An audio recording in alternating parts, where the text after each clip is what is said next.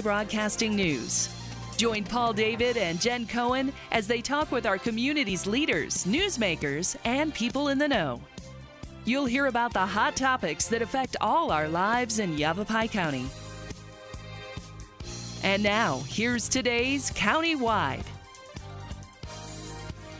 Hello and welcome to Countywide. Thank you so much for joining us today. I'm your host, Jen Cohen. Today we're talking about the Prescott Regulators. Oh, it's way too much fun. We have with us today the president, Neil Thomas, aka Butch. We're going to be talking about the 13th Annual Shootout on Whiskey Row. Check out the website, prescottregulators.org. All the information there, the event calendar, the dates of the shootout, everything you want to know, contact, membership, all that good stuff, prescottregulators.org. Neil, thank you for joining us today. Well, thank you for having us today. Absolutely. Any chance to talk Prescott Regulators? Well, the Prescott Regulators, as you know, have been around for quite some time, and this is our 13th annual shootout, which seems kind of strange when you were at the first one. I mean, it's like aging, I guess, a little bit. Everything goes by so fast that it's like whiplash. Mm-hmm. But this is our 13th, and it's going to be quite the show. Absolutely. I've managed to catch several of them, and it's amazing what you put together. You build a town. We build a town, including a corral. We bring in bleachers. We have vendors. We have food. This year we'll have, for those people that want to be a little more casual, we have the beer garden's going to be right by the side of where the performances are going on. Right. So you can come down, sit in the beer garden, watch an Old West shootout or a fashion show, and just enjoy yourself. Mm-hmm. The fashion show that you mentioned, I love that. That's way too much fun because the period clothing is amazing. It's absolutely amazing. And the Prescott Regulators, when we were formed, decided that we wanted to not be Hollywood but historic. Mm-hmm. And so our time frame is between 1866 and 1892. So all of our people have to fit in to that time frame somehow. Mm-hmm. And they have to have their costumes approved by us. And so if you, for example, were to take one of our shady ladies aside who's dressed to the nines, maybe as a Victorian person, you're going to find that everything all the way down through the hoop skirts and everything else is all correct. Mm-hmm. And most of them have won costume contests across the state and across the western United States with their costuming. That's fantastic. How many members do you have right now? Last count was about 78. Right. 78 members, wow. And we are the official Old West ambassadors at Prescott and perform in about, 7 or 8 parades. We also have a float and represent the city and the Parada del Sol and places like that. Mm-hmm. That's fantastic. So year-round, you're up to something. We're doing something almost all year round, that's correct, and try to keep everybody as busy as we can. We are not a group that just sits back and dresses up and walks around town occasionally. We're a working group. We try to tell all of our members that. We try to make as much money as we can per year because over and above our expenses, all that money is donated to our charitable fund at Yavapai College, which is a very different fund because it's for veterans and very different veterans' families, so their wives and children can also qualify for the scholarship fund. And even going further than that, because we have a lot of people that were in the military in our group, we redefined veteran to mean anyone who had served. So, for example, if you had been on the line in Korea in the snow and and everything else, waiting for all this to fall down, you actually should have been considered a veteran. And it's just as hard on your family and everyone else. So we feel they should get a consideration as well. Oh, that's wonderful. So all the money raised goes to the scholarship. Absolutely. And how do you raise the money? Well, we do performances during the year. In the last year, we performed for the Parada del Sol. We were in their parade, but also performed for them for about 4 or 5 hours after it, and raised some money that way.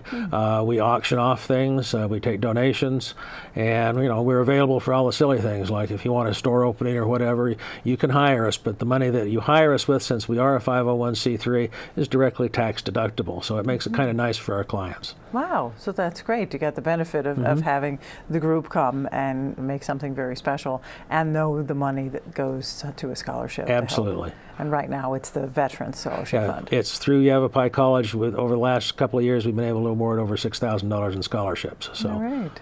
That's fantastic. Yeah, because I know that the shootout, to go to the shootout, isn't a charge for that. There's no charge for the shootout. And the shootout has always been free. We're going to always try to keep it free. We do ask if you come to the shootout to consider dropping $1 into our donation bin. We bring in professional acts that would normally not be in Prescott or in the northern area here at all. We bring in Dr. Buck and the Wild Bunch as a professional team of stunt people. We have a competition going on. This year we'll have 3 of the best groups in the West competing for prize money that we do award, $1,000 first prize, which is pretty big when you're a reenactment group. Sure. And we also have the Arizona Gunfighters coming back again. They've been with us every year but one.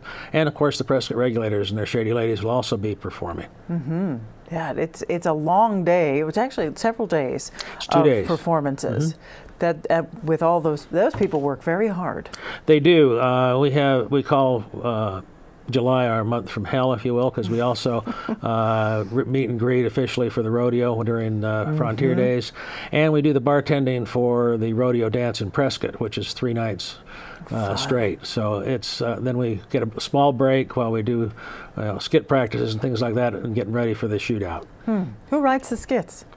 They're written by a lot of people. I write most of them at the moment.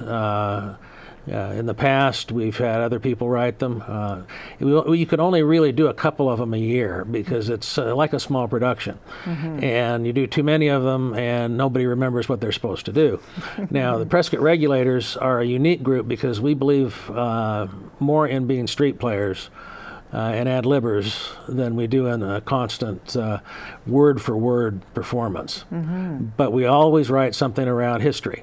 So what you're going to see if you see a Prescott Regulators skit is you're going to see an historical reenactment that's as close as we can make it without, real bullets and horses and people falling down and all the rest of those things. So we can't do horses, we can't do the rest, but it'll have some tinge of Prescott's history usually. Oh, absolutely, and wicked entertaining. We try to, and there's some of them we do that are a little bit on the lighter side, and those are always fun, but they're always interesting.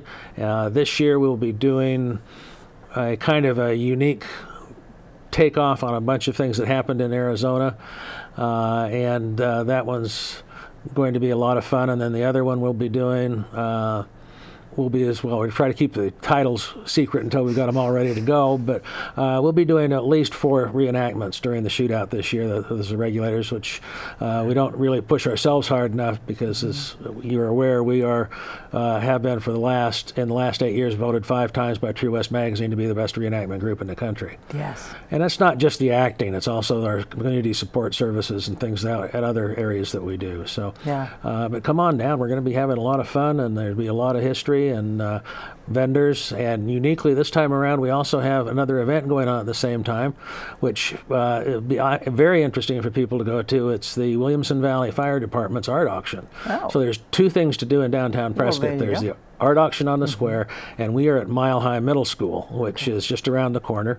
And so we'll have bleachers set up. You can come on down. The whole darn thing will be going at 8 o'clock in the morning on Saturday. Very good. Excellent, and that's Saturday the 28th. Saturday the 28th, and then we do Sunday the 29th as well. In the afternoon on the 29th, we do our awards. We also have a costume contest that right now is the largest one that we're aware of still in Arizona. And that will be Saturday, and that will be people in Victorian costumes, men as townsmen, from everything from a saloon hostess all the way on up to proper Victorian ladies and gentlemen.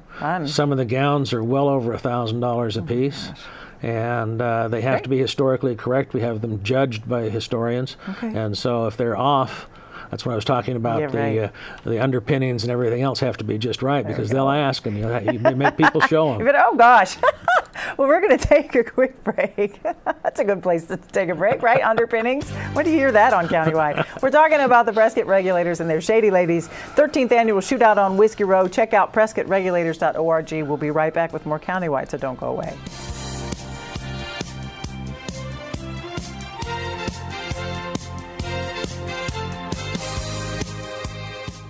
It appears these hot ashes are about to be dumped, which could possibly start a wildfire. How will Smokey deal with such a hot situation? The garden hose defense. Next, a thorough stir. Then another spray. and finally feeling if the ashes are cool. Oh, yeah. Ah, yes, the selfie. A ritual practiced so frequently with this tribe, but not so much by Smokey Bear. Only you can prevent wildfires. Making was a big part of the foundation of what I wanted my children to do and to have fun with. Growing up in the Bushnell house was like nutty professor craziness. I know, that's true. Getting burned on a hot glue gun, that was okay. You know, burning themselves with a soldering iron, that was okay. I was 6 when I learned how to solder. We learned how to paint, we learned how to sheetrock, and all these things had such lasting impact. I felt that creativity would give them entree into being able to do anything they wanted. Whatever we showed our dad, it was always the coolest thing in the world to him. Good ideas are very often considered silly at their outset. And by that definition, we haven't even really grown up, you know? I mean, the projects have just gotten bigger. We all make and have fun. Now the question is, why do you make? Share your own Why I Make story today. Visit whyimake.org.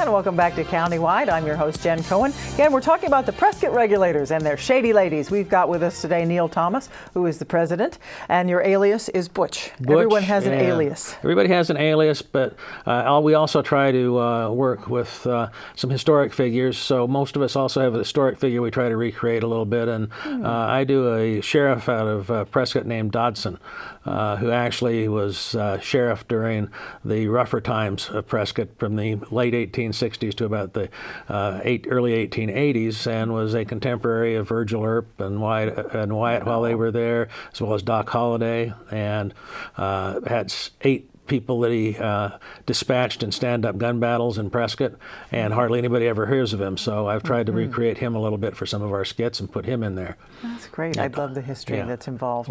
Marshal James M. Dodson, and nobody here's probably ever heard of him, but he's quite the historical figure. Wow.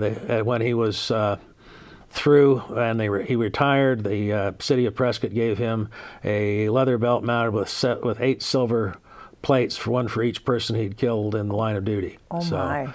And then he couldn't make it on his retirement, so he moved down and became a guard at Yuma, where he stopped a few other people from getting out. So he reduced the population of outlaws in Arizona, so to say. Sounds like a good person to take over and reenact. It is. It's a lot of fun. Everybody tries to pick up a little bit of something. Some of them like to go with the ones that make them happy, and then we try to throw in something that says, okay, if you're going to do this, what era are you going to do, because we do represent 2 or 3 eras, and have them pick it out so that they don't have to try to cross 30 years of fashion. It'd be like trying to cross 30 years of fashion now. It'd be really tough to do, particularly for the ladies. The guys, not so bad, but the ladies, ladies get pretty sticky. So tell us, when did the Prescott Regulators come about? Prescott Regulators kind of came about in a strange way. They were about 15 years ago now. All of the members of the Prescott Regulators were with the rodeo. And they got together one night after one of the rodeo performances, and as they were talking, one of the gentlemen said to some of the other ones, why don't we form a reenactment group? And so the Prescott Regulators were formed. Then we had a growing period because we had 2 groups. One of the groups wanted desperately to do Hollywood. And then we had another group that was a little bit larger that wanted to do reenactments and be historic.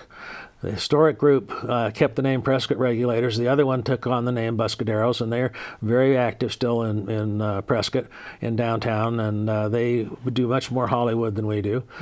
With us, the leather's correct, the outfits are correct, the things are the guns, everything else are as close as we can get them to being absolutely correct. So if you see a regulator that is about an 1870s look for somebody that might have been riding on the stage or riding the range or whatever. No, certainly. Well, just like your beautiful rifle here. That's right. You know, she's authentic. Yeah, last year I brought a Henry rifle, which was very common at the time. This is actually a much more common type of a weapon. This was the military rifle of the day that the cavalry used. It's a 45-60 carbine. The size of the shell this thing fired to scare most people to death. But this is what they carried at the Battle of the Little Bighorn, Custer, and everyone else. There was a lot of these that came up for sale as surplus, and quite honestly, it was a much more common weapon in the Old West than was the Winchesters and some of the other ones because they cost less. When they made them, they might have cost $15, $16 for the United States to buy in those days, but they sold them for $4 or $5. When you consider the average person with making a good wage made $25 a month, one of those Winchesters was 25 to 30. A month's wages is a bit much to pay for something to shoot turkeys with. Sure. And so these were much more popular at $5 or $6 a piece when they became available on surplus. So this would be much more of kind of the gun that won the West. If you put the longer barrel on it, which was the infantry version of the thing, it was actually one of the most popular buffalo guns, including the one used by Buffalo Bill Cody that he had named Lucretia Borgia when he was buffalo hunting. Right. It was basically the infantry version of this rifle. Very nice. See, there you go. How accuracy plays into the Prescott Regulators. Yeah, we try to bring everything as close as we can to it. And like I said, the fashion show is just something else because we'll have people there that will be dressed in high Victorian style. We will have townsmen that are dressed as you would be if you were a city councilman in Prescott in the 1880s. You'll have cowboys, gunslingers, marshals, saloon girls, and all of them will be dressed in period-correct costumes and be judged, so they know that they've got to be correct. And as we ended the last set with underpinnings, it does go down that far, and even to the point of what's in what they call a reticule, which is a little teeny purse. And you better have the right stuff in there because the judges will usually ask what's in there. Wow. So check your purse. Yeah, check your purse basically, and, and your pockets. It can be very embarrassing if it turns out to be a cell phone. So. Disqualification. Yeah. So besides this being way too much fun, besides being a history buff's dream, why do you guys do this? We do it to raise money, once again, for our scholarship fund. And each year that we've done this, we've been able to donate between $2,000 and $3,000 or $4,000 to the groups we supported. 3 years ago, as a group, we made a decision to try to make a little bit of a difference in an area that we felt was being totally disregarded, and that was basically servicemen's families and people that were not what we call combat veterans. They had trouble getting scholarships, and so we looked into it very heavily, and we worked with the Yavapai College, the Yavapai Foundation, to award scholarships by our criteria, and so far we've been able to award 3 of them in 3 years.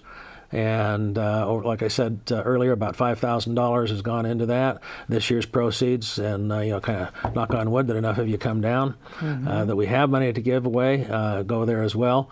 The shootout is 100% put on by the Prescott Regulators and our sponsors. Right. So when you come down, the city's not paying for it, we are, and if we don't get your donations, hey, that scholarship fund goes way down. Yeah, certainly. That's very interesting that you are self-supported. You're not getting money from anyone else other than the sponsors that you bring in to run the show, to make the scholarships. That's all coming through you, through your desire to make a difference in the community, through your chosen venue of the veterans who may not be the classic type of veterans that can find so many resources, things like that. That's fantastic, Neil. That's really we're very proud of that, and we also have we're given the National Day of the Cowboy to develop by the City of Prescott. We also have an equestrian ride coming, and that equestrian ride may be this year over 80 riders that'll be coming through 2x2 in downtown Prescott in a miniature parade about 3 or 4 o'clock in the afternoon on Saturday to celebrate National Day of the Cowboy. Excellent. Let's talk more about that when we come back from our break. We'll talk about the equestrian ride. We're talking about the Prescott Regulators. Check out PrescottRegulators.org. Neil Thomas, the president. We'll be right back with a little bit more Countywide, so don't go away.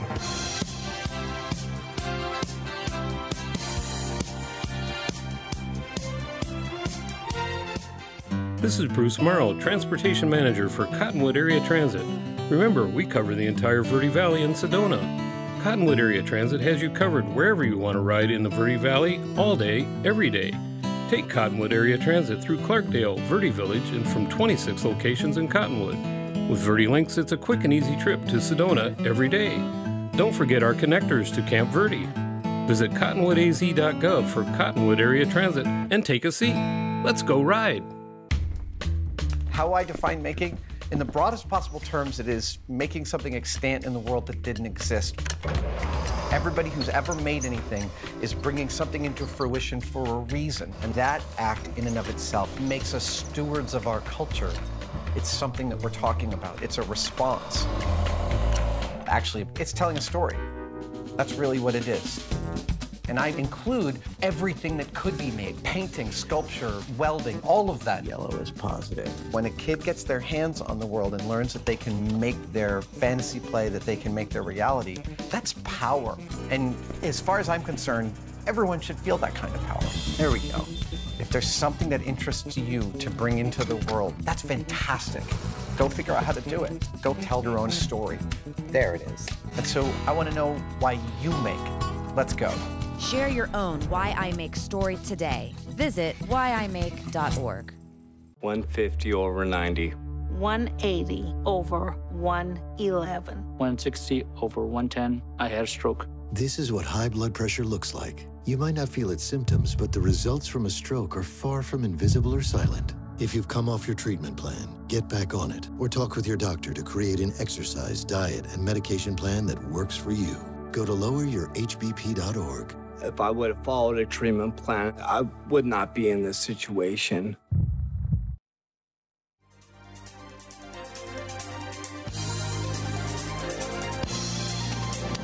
And welcome back to Countywide. Just a few seconds left. I'm Jen Cohen. We're talking with Neil Thomas, who is the president of the Prescott Regulators and their Shady Ladies. Check out prescottregulators.org. Okay, another way that you're raising funds for the scholarship program is through a fun ride. That's correct. A fun ride. It's a 10-mile fun ride to celebrate National Day of the Cowboy.